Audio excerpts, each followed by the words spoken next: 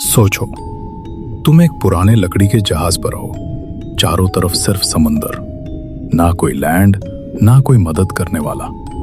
रात का समय है, समुद्र बिल्कुल शांत है, लेकिन तभी पानी के नीचे कुछ हिलता हुआ महसूस होता है, इतना कि जहाज भी हिलने लगता है। तुम डर कर नीचे पानी में देखते हो और फिर समुद्र की गहराई से निकलता है एक विशाल क्रीचर। लंबे टेंटलस, विशाल आंखें और इतना बड़ा शरीर कि पूरा जहाज उसके सामने खिलौना लगे।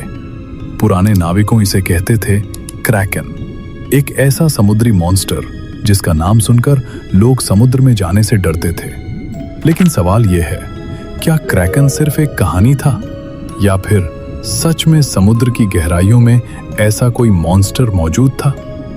क्रैकन की कहानी सबसे पहले नॉर्वे और आइसलैंड की माइट्स में सुनाई गई थी। सैकड़ों साल पहले जब इंसानों को समुद्र के बारे में बहुत कम जानकारी थी, तब सेलर्स स्ट्रेंज स्टोरीज लेकर लौटते थे। वो कहते थे कि डीप ओशन में एक ऐसा क्रीचर रहता है जो पूरे जहाज को पानी में खींच सकता है।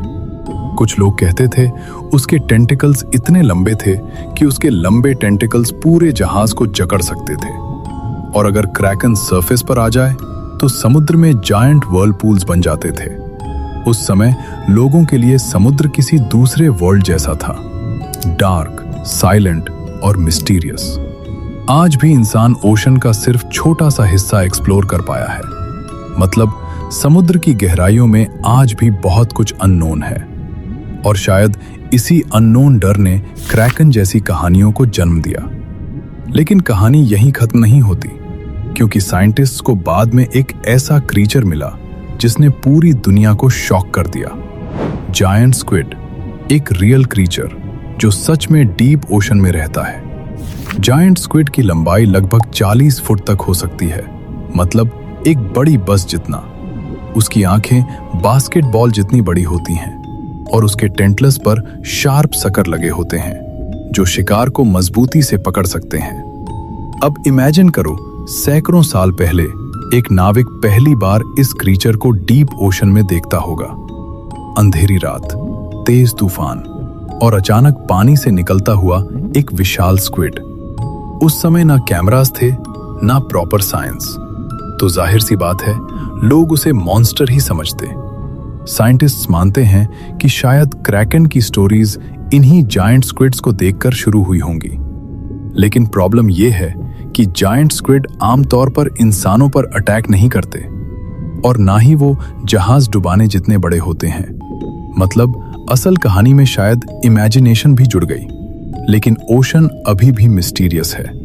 डीप सी इतना अनएक्सप्लोर्ड है कि साइंटिस्ट्स कहते हैं हमने मार्स की सरफेस को ओशन फ्लोर से ज्यादा मैप किया है। सोचो, हम अपने ही प्लैनेट के ओशंस को पूरी तरह नहीं जानते।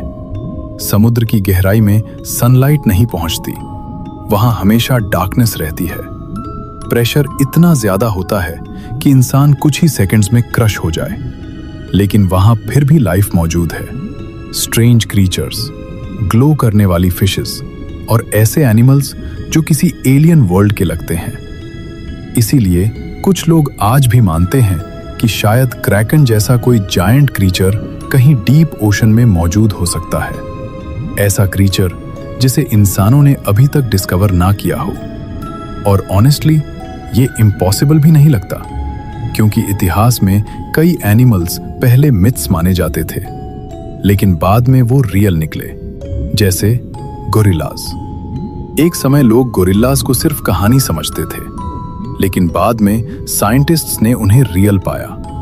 अब इमेजिन करो, अगर एक दिन साइंटिस्ट्स सच में ओशन की डेप्थ में कोई जायंट अननोन क्रीचर डिस्कवर कर लें, तो क्या होगा? पूरी दुनिया शॉक हो जाएगी, इंटरनेट एक्सप्लोड कर जाएगा, और शायद इंसानों को पहली बार एहसास होगा कि हम अपने ही प्लैनेट को कितना कम जानते हैं। लेकिन अभी तक क्रैकन का कोई साइंटिफिक प्रूफ नहीं मिला, ना कोई जायंट स्केलेटन, ना क्लियर वीडियो, ना कोई सॉलिड एविडेंस। इसलिए साइंस ऑफिशियली क्रैकन को मिथ मानती है।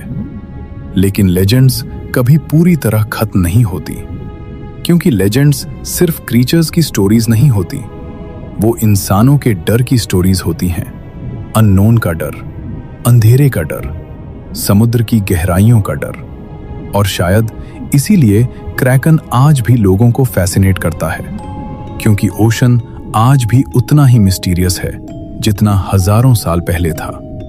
जब भी कोई इंसान डीप सी की तरफ देखता है तो उसके मन में एक सवाल जरूर आता है, क्या नीचे सच में कुछ छिपा है? और शायद यही सवाल क्रैकन को आज भी जिंदा रखे हुए है। समुद्र हमेशा से इंसानों के लिए एक रहस्य रहा है, और शायद कुछ रहस्य कभी पूरी तरह सुलझते नहीं।